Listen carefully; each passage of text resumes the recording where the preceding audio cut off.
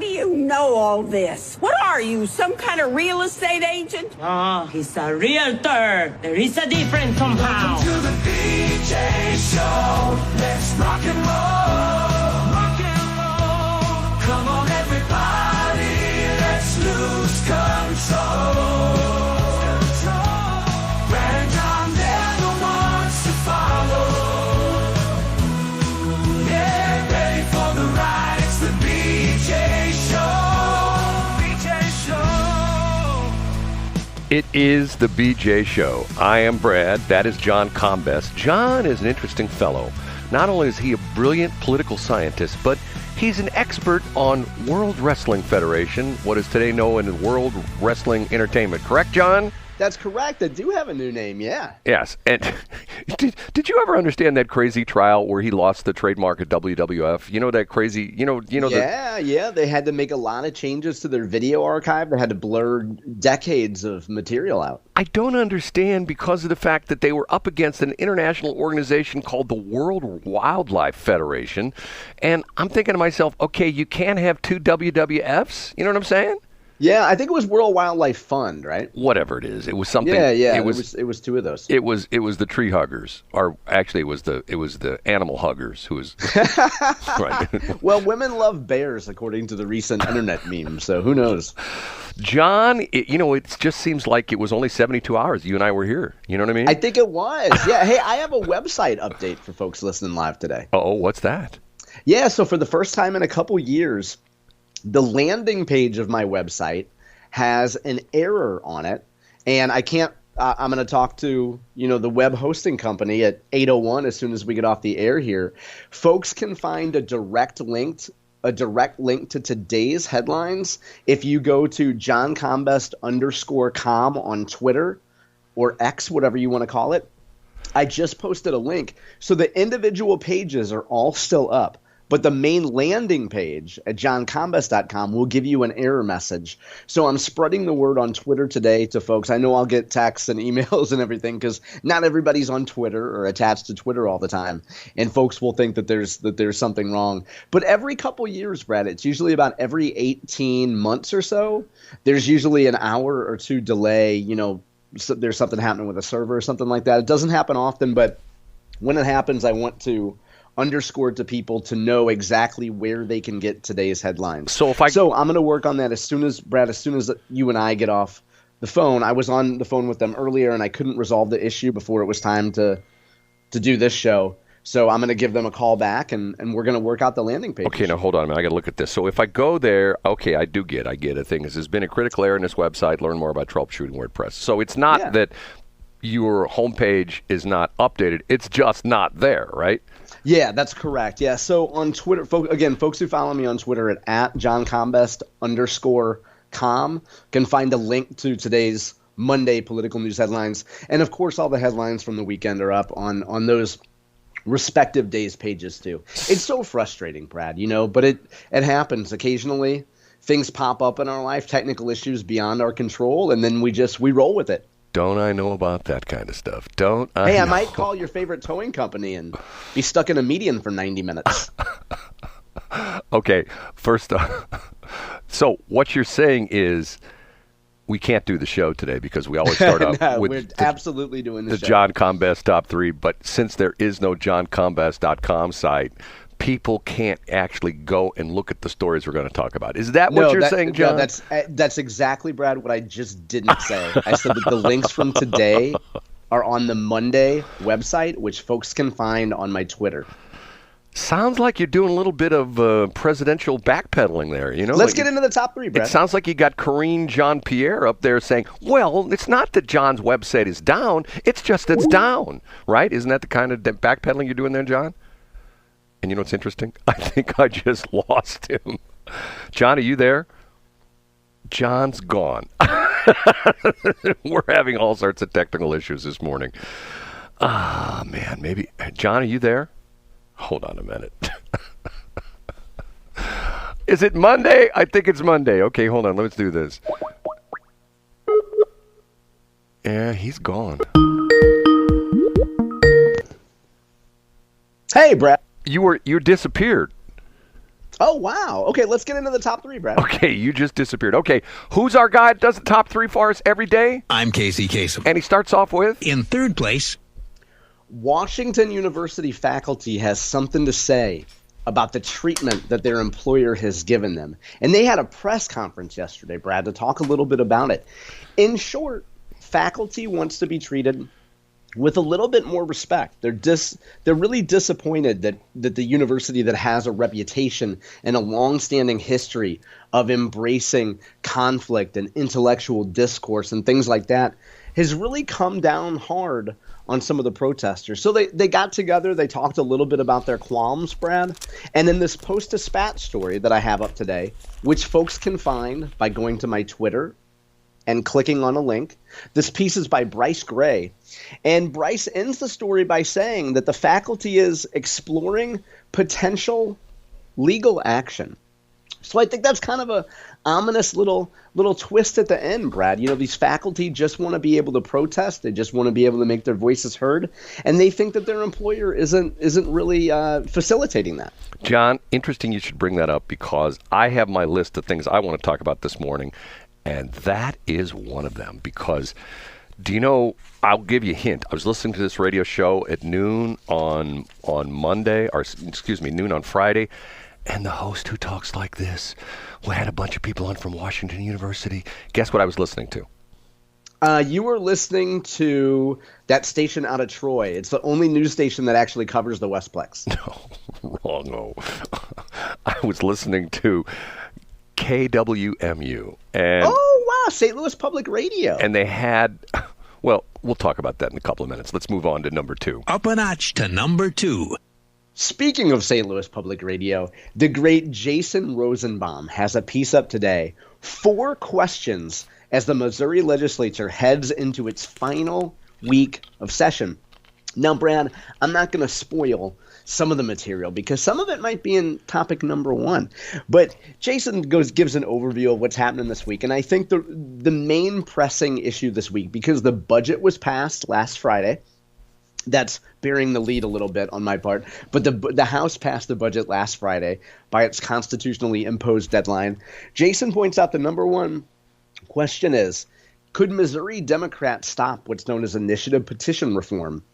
Will Republicans get their act together and pass a bill talking about initiative petition changes? And that would still require voter approval, but voters would have to vote on making it a little bit harder to change the Constitution. Now, the question, Brad, the devil in the details is exactly what that legislation is going to look like before the Senate votes on it.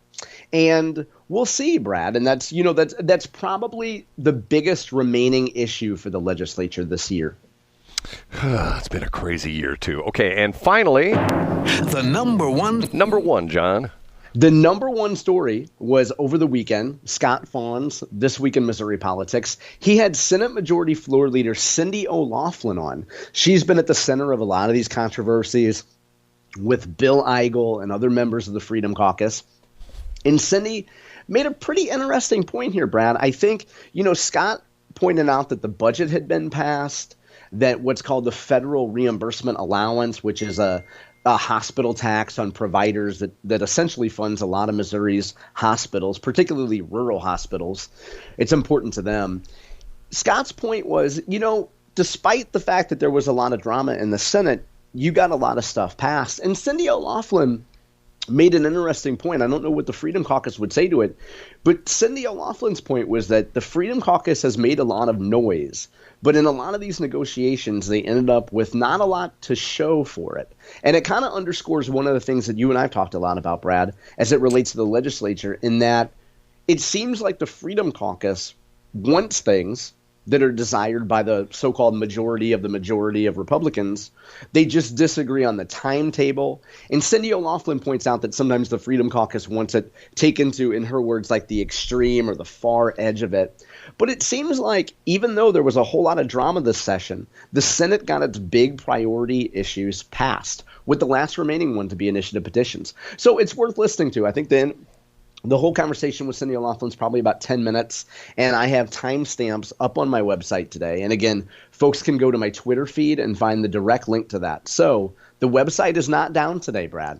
Okay. The landing page of the website is down. Landing folks page can is still down. find the headlines We'll by get going you. to my Twitter. I have so many things to talk about this morning. Okay, first off, and I know you don't want me to do this, but I need to call Mark McCloskey this morning. Go ahead, Brad. I think it's a great idea. Well, you know why? Hold on a minute. Would you mind if I did it right now? Do it right now. It'd be Okay, hold on a fantastic. minute. Let me get everything. It takes me a while, because of the fact I have to plug stuff in. Because this is not like a real good radio. This is not like Tracy's station where they got all this nice fancy equipment. This is sort of like bubble gum and razor blades for fuses and stuff like that. Okay, let me see if I can find for this real quick. Because I have an issue with this whole deal of what he was behind. And Vetting? Yes, the more I read, because here, I should read you the story first, but I'll run this by him. Where is he? Mark, and you always, okay, once again, here's the bet, and I almost always win. Do you think he'll answer the phone?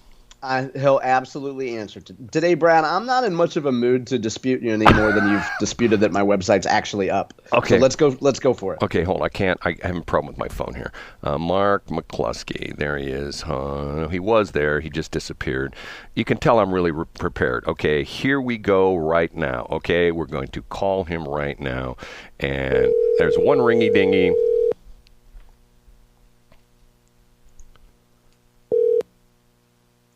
Hi, Brad. Mark, you're on the air, so no potty mouth, okay? All right. Okay, I'll be honest with you. We had you on the air with us last week, and you were, matter of fact, when we had, was it Tuesday or Wednesday? You had just made your presentation, I think the day before, to the Vernon County judge, and the verdict was not out yet. And the verdict came out, and you won, correct? Absolutely. Okay, but I'll be honest with you. I guess I'm a little bit surprised at what you've done because of the fact that I have an issue with you on this whole thing. Isn't what you're trying to do sort of like a purity test? Well, here's the thing, right? If you're going to have something called a Republican Party, or for that matter, a Democrat Party, it has to stand for something. There has to be some unifying, cohesive policy and political philosophy that drives the existence of the party. And if you're going to have something called a Republican Party, the people who run under that moniker ought to have some basic political principles and philosophies consistent with the Republican Party philosophy. And that's really all this is. This is to prevent people who are not genuinely in tune with the Republican values from running as Republicans merely to get elected. Yeah, but okay, let me read you an article, and if somebody is calling me on the other line, so I can't look at this article right now. Hopefully they'll hang up and it'll go back to my phone. Okay, if I look at this article I pulled up here, and the article is from, let me look at this. The article is from, I don't know where it's from. Springfield News Leader, okay? Now, under the paragraph, and it's actually, it sort of talks about you and the fact that you got this going and a whole bit. And here's the paragraph that causes me pause. And the paragraph is labeled Implications of the Ruling for Republican Candidates. The ruling orders the clerk to remove the 8 candidates who failed to pass the vetting process, including 4 incumbents.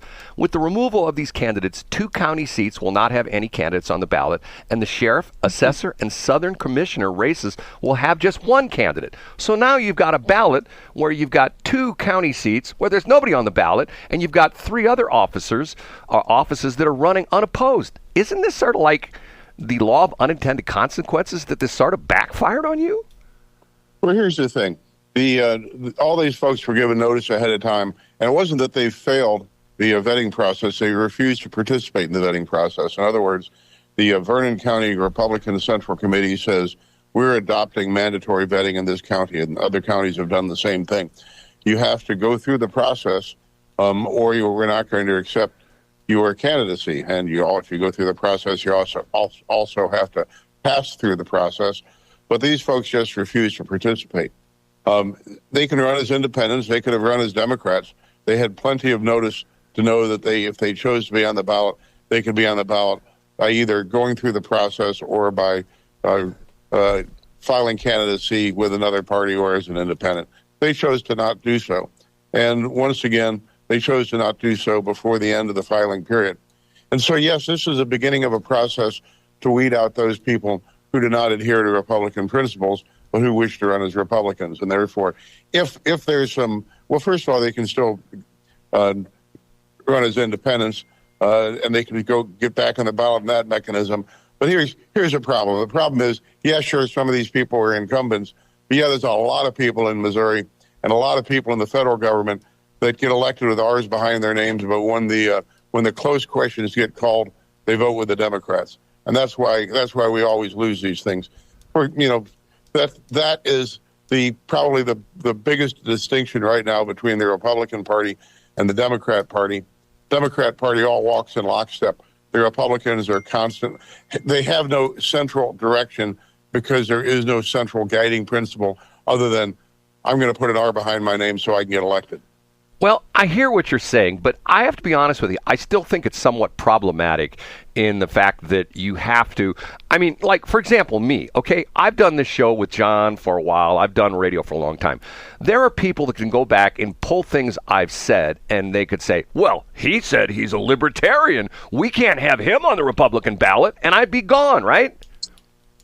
Well, no, here's the thing. The vetting process is as objective as humanly possible. One of the things you need to do to be vetted is to adhere to, say you're going to adhere to the Republican Party platform. How tough would that be? Why else would you be a Republican? Then there's a 25-question value survey where the multiple choice answers are drawn from different parties' platforms. For example, the Libertarian Party platform, Republican Party platform, Democrat Party platform. And as I mentioned when I was on the air with you last time, if I were to be vetted, if I were to run for office and get vetted, some of my answers would not be the highest score because I'm more conservative than the Republican platform. So the not most conservative answer would get the highest score on those questions. But the bottom line is it is then graded by a computer program, not by human beings, and so there's no personal bias involved. No attempt to harpoon any particular candidate based on personal animosity or past grudges. It's merely as objective a test as humanly possible to determine whether or not candidates, in fact, believe in and have as a core of their reason for running for office genuine Republican, conservative, small government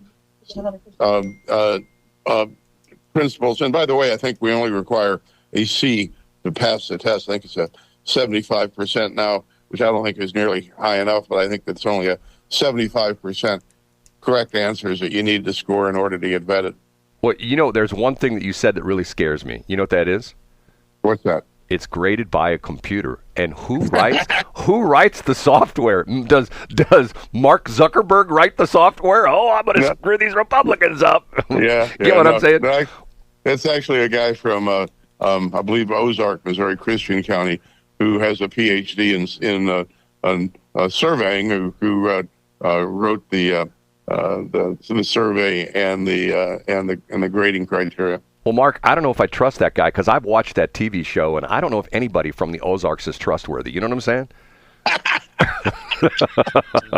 think his last name was Bateman. I can't remember. Yeah. Mark is always, you are always a breath of fresh air. And once again, I will say to you, I appreciate the fact that almost every time I call you, you answer the phone, and we're live on the air. And the interesting thing is, when you don't answer the phone, you're somewhere on another radio station, and you text me and you say, I'm on the air with another radio station. I'll call you back as soon as I get off the air. I do appreciate that about you, Mark. Well, this is just an AI surrogate. I'm not really talking to you right now. It's that guy from Ozark that wrote the computer program. He's written your AI platform as well, too, right? Absolutely. Hey, Mark, have a good day. Say hi to your wife for me. I sure will. Thanks a lot. Okay, bye. You know what, John, I'm sorry. He never disappoints. I mean, he just never disappoints. You know what I'm saying? That's for sure. Well, anyway, let's take a break. I've got things I want to comment about that. But see, you know what? Yeah, let's talk about it when we're up against break, right? I say Mark McCloskey for president.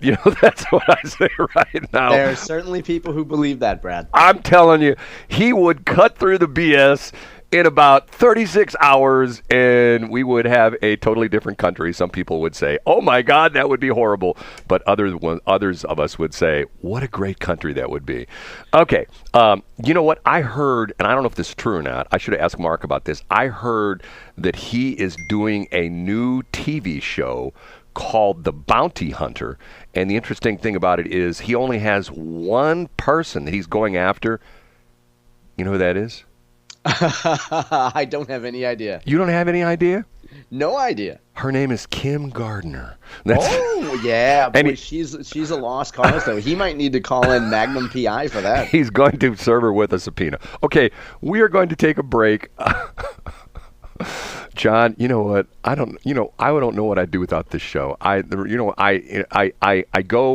become mentally strong near the end of the show, and then when you're gone at 8:05, my life falls to hell again. Oh, you know what Brad, I'm saying? starts. It's 7. Start. Thanks for checking out the Brad and John Show podcast. This segment of the show is brought to you by John Combest's book, Stalking, Harassment, Internet Trolling, A Guide to Recovering and Rebuilding After Online Attacks. It's a great reference if you've ever been the unfortunate target of a social media attack. It's available on Amazon. Just search John Combest. That's Combest, John Combest, and the book will show up in your search results. Now it's time for another segment of the Brad and John Show. Can you handle it?